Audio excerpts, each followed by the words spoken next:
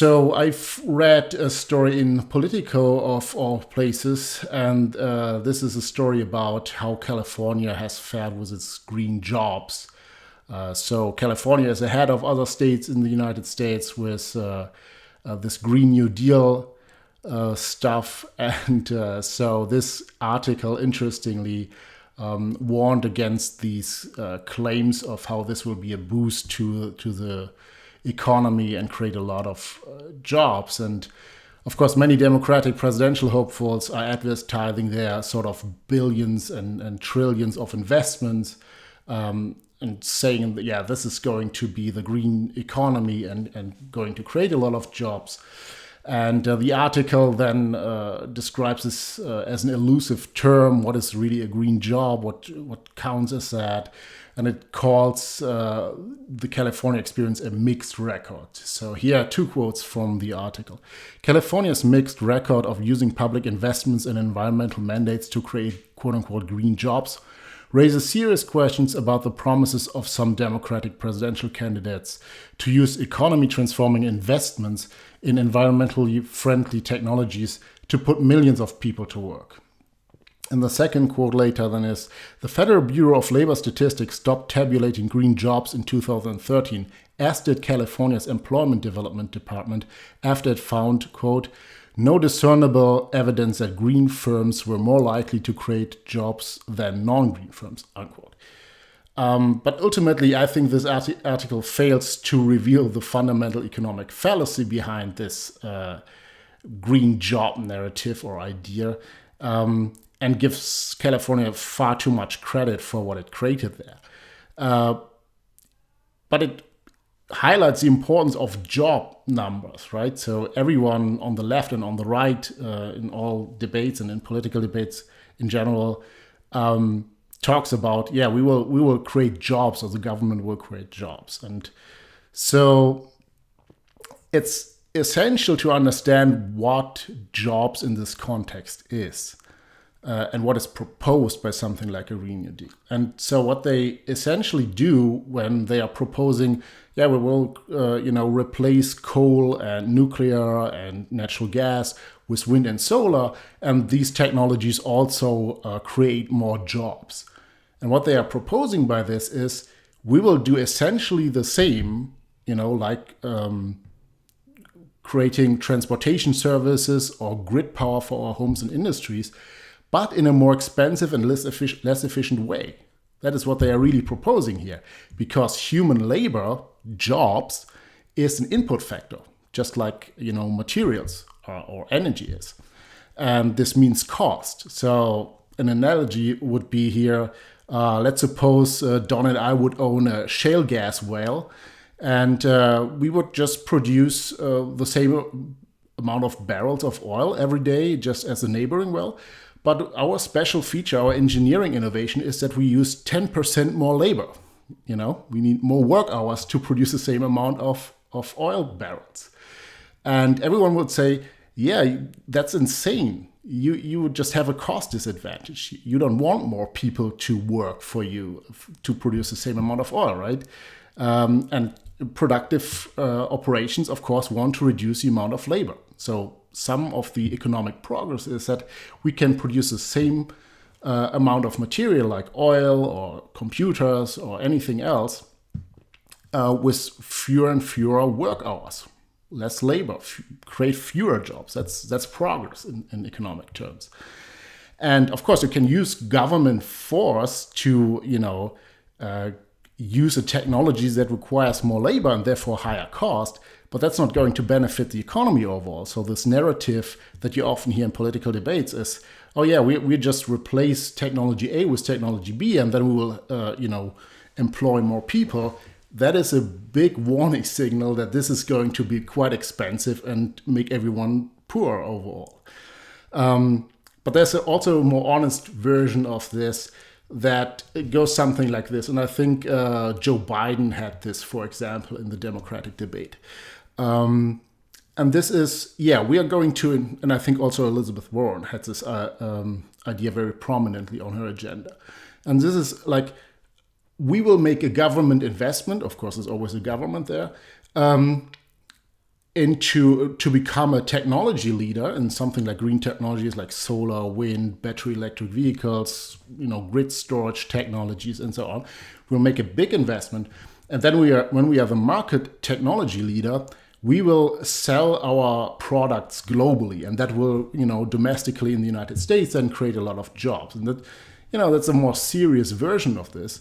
But if this would really work, you wouldn't listen to power right now, because the Soviet Union would have won the Cold War. If central planning and this kind of innovation thing would work, the world would look very differently. So this is quite debunked. And China has also debunked this idea by taking over the solar panel market. Right? You might have heard that the majority of American installation of solar panels comes from China, because they use cheap coal power to manufacture large amounts of solar panels at very low prices. And so this is not like this green tech job machine, but actually a Chinese job machine. And even if that was working, even if you could do that, as an American central planner, and make this like super innovative move with government investments, globally, and everyone else would adapt to that and say, yeah, well, yes, we need to do solar, wind, and batteries for our grid power and nothing else. Then globally, the economy would still not be better off, because we would still replace efficient technologies like coal and nuclear and natural gas with something inferior that drives up the cost. So Germany is a primary example. We just had this power hour. So this is like a really, really dishonest narrative. And I think if a politician thinks that this, and they have this rhetoric about World War II investment, and they should really call it a World War II sacrifice, because the American economy in World War II produced a lot of tanks and airplanes and ships and so on, and in this war effort. But it didn't make Americans wealthier. It was a huge sacrifice. Like things had to be rationed for the civilian population. And in England it was even worse, because it was in more dire straits economically. And so you had this rationing going on, and you had the wealth declined for the civilians, while the industrial output was focused on the war effort, producing bombs that then would explode and benefit nobody, but, would serve for the war goal, which was necessary at the time, of course. But that is a sacrifice, right? And an honest assessment of the situation would say, well, we need to do this, we need to invest this, we need to spend this government money and have an economic sacrifice.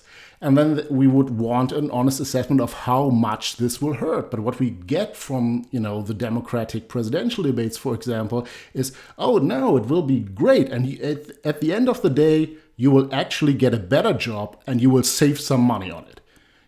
We will destroy all the existing capital. We'll replace it with something that is, less productive, less efficient. But overall, we will all be winners on this, and we will be wealthier and better off ultimately. So now you would have to make a very complex case about how this brutal sacrifice now will benefit us 50 years later in terms of climate damage. And if you would actually make that assessment, like even in the published literature, we've talked about William Nordhaus, the Nobel Prize winner on climate economics. That damage doesn't justify what they are proposing right now.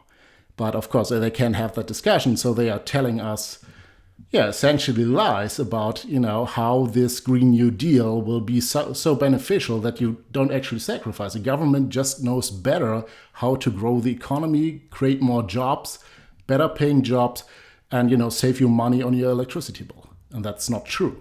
Yeah, I mean, one just basic point is, like, there's no problem of how to create jobs. One of my favorite stories about the late economist Milton Friedman, I think he was in China at the time, but he saw some project where people were digging a ditch with shovels, and he said, wouldn't it be more efficient, to get some heavy machinery in here? And they said, oh, well, it's a jobs program.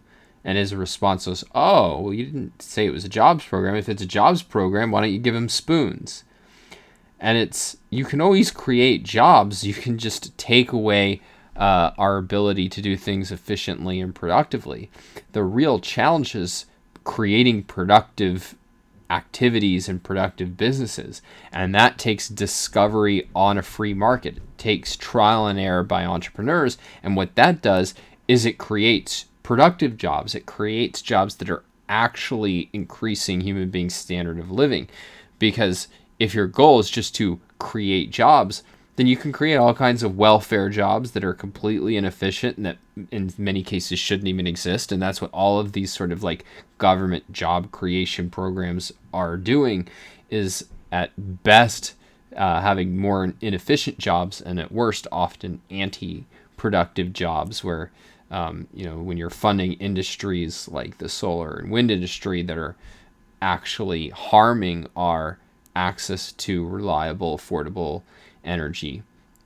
But the jobs creation is a benefit, but a derivative benefit, a derivative of actually figuring out the best way to produce things. And that is something that cannot be centrally planned. It can only be discovered by entrepreneurs taking risks with their own money and the money of people who voluntarily support them and outcompeting rivals on a free market. And that's exactly what is absent from these dictatorial plans by the opponents of fossil fuels.